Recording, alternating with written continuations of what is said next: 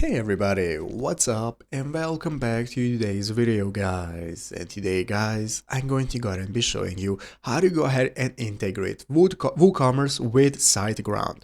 This is a very simple thing to do, so make sure to watch this quick and easy video till the very end and follow my steps correctly so you can make sure this works the same for you and you can do this yourself. But yeah guys, let's get straight into it.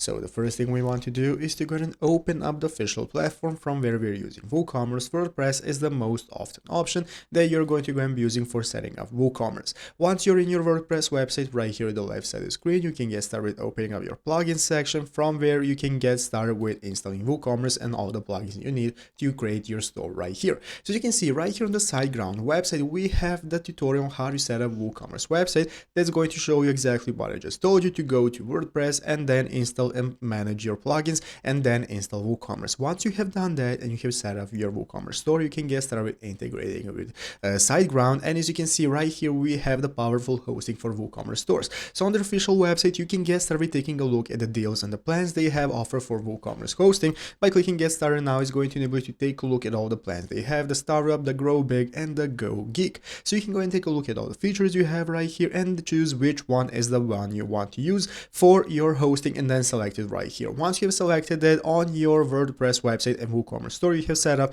you can manage your hosting right here in the upper right corner. That's going to enable you to manage your hosting options, change the domain, and so on to the one you bought on SiteGround, and that is how you get started with integrating them. So I hope this video was helpful. If it was, make sure to leave a like and subscribe to the channel. So thanks for watching, take care, and bye.